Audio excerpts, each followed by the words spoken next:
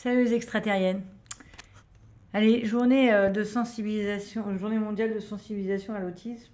Et je me suis dit que voilà, j'ai pris mon courage à deux mains pour faire une vidéo. Parce que j'ai mon courage, parce que j'ai beaucoup de mal à tout. À faire quoi la moindre action, tâche, c'est une montagne.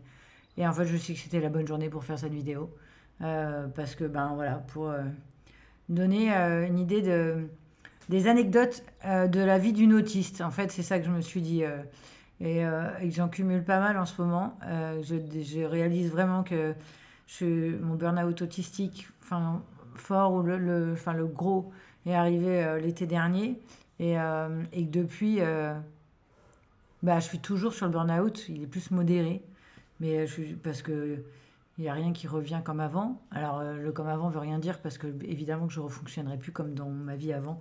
Le côté de forcer pour tout et de suradaptation. Par contre, tout m'épuise. Et surtout, je me sens tellement amoindrie du cerveau. J'ai pas d'autres mots. C'est comme s'il y avait une partie qui avait fondu. Je sais que je suis pas bête, que j'ai une intelligence certaine, c'est-à-dire que voilà, il y a plein de trucs que je sais calculer, enfin que je sais faire. Et je me retrouve, et donc c'était ça, je voulais raconter les anecdotes. Alors, sauf que je me suis mis ma licorne dans le dos parce que je l'aime bien, mais elle me perturbe. Et en ce moment, tout est comme ça, le moindre truc visuel ou quoi, j'arrive pas à me concentrer, quoi que ce soit. Donc je vais tourner ou la cacher avec ma tête, parce que même moi, du coup, elle me... Voilà. Si je la vois pas, c'est mieux. Et je voulais donner voilà, des exemples qui font rire sur le coup, enfin, à raconter, mais que... Enfin, en fait, qui sont pas drôles, que moi, enfin, je ressens comme quelque chose de pathétique. Euh, Parce que enfin, mes fonctions exécutives, elles marchent mieux que ça quand même.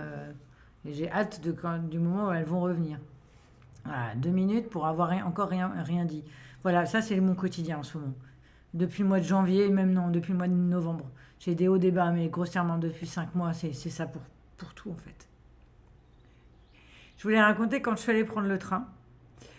J'étais dans une angoisse de dingue pour prendre le TGV, alors que, enfin, ouais.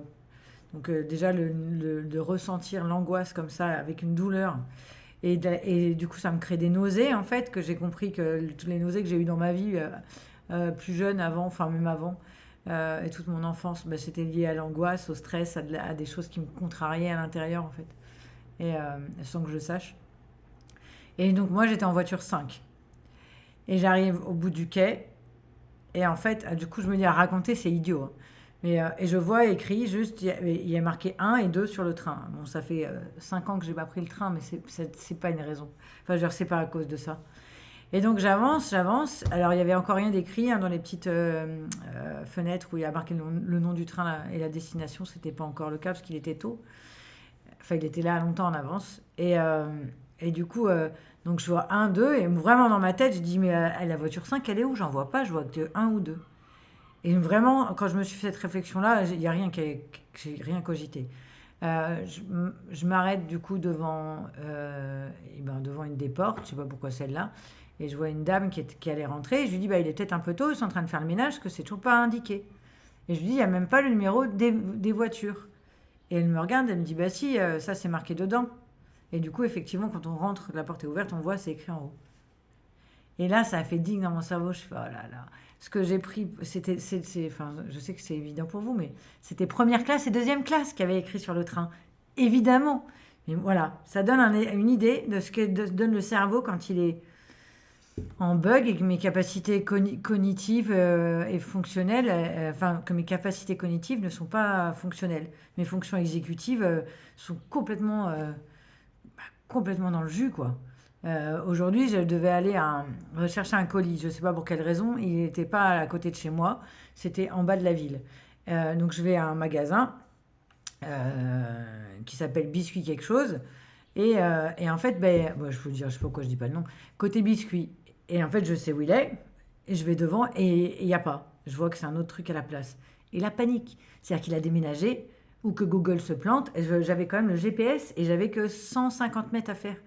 J'ai tourné pendant au moins 10 minutes. J'étais au bord des larmes. Je n'arrivais pas à trouver. Je ne comprenais pas ce que me disait le GPS. Ça n'avait pas de sens pour moi. En fait, je retenais juste où était le magasin avant. Et en fait, je tournais sur la place en bas et il me disait rue Kérivel. Et comme je ne voyais pas écrit, parce que c'est pas toujours écrit, enfin bref, j'étais en panique totale. J'allais abandonner parce que j'avais un autre rendez-vous à 15 heures. Et en me retournant, je vois écrit en gros côté biscuit. Et mon cerveau, il a fallu encore un certain temps parce que là, pendant, je sais pas, 40 ans, je pense, bah, au moins 30, c'était un studio photo. Un magasin qui vendait voilà, appareil photo, studio photo.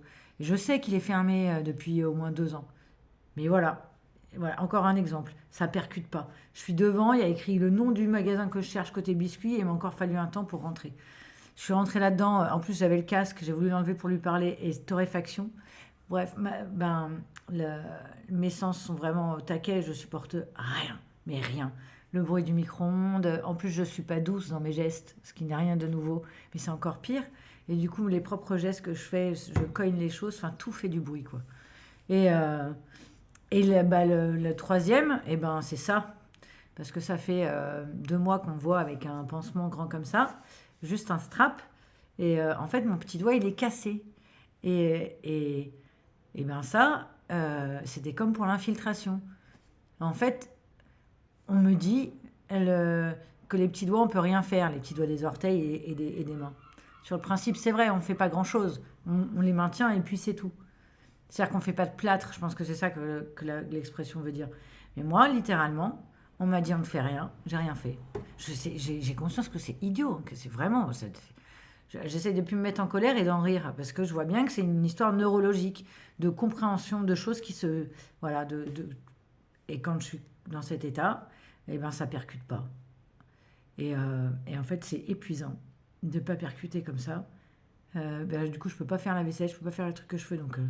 déjà que j'ai du mal à me mettre en action, que quand je me dis que je vais faire un truc, et ben 2 heures après, je suis encore là. Parce qu'en fait, ben, la capacité d'initier, c'est pareil, elle est en grève.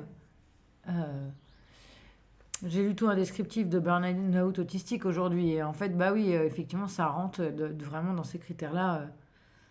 Quand je me dis que je dois aller prendre la douche, enfin, il me faut, je sais pas combien de temps. 1 à 2 heures. Et honnêtement, je la prends pas tous les jours. De toute façon, déjà, ça use la peau. Je me suis rendu compte que mes odeurs corporelles se portent beaucoup mieux depuis que je me lave moins souvent dans la semaine. Et c'est dû au gel douche aussi, pour information, qui au final ne se rince jamais vraiment à fond. Bon, ça c'est autre chose. Et voilà, et je pars dans 10 000 idées, enfin, au secours.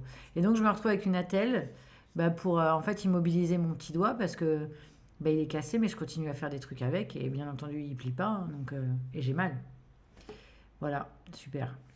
C'était pour vous raconter un petit bout de ce que ça donne être autiste. Et ça, c'est que moi, parce que c'est pas forcément toi qui me regarde, ou, ou le voisin, ou Adler, oui, le voisin, parce que moi, mon propriétaire et ex-compagnon est clairement autiste.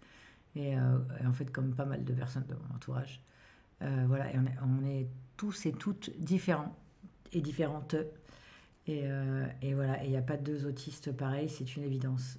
Par contre, on partage ces mêmes usures du quotidien, difficultés pour des tâches somme toute banales, mais que au final pour nous ne le sont pas. Voilà. Salut!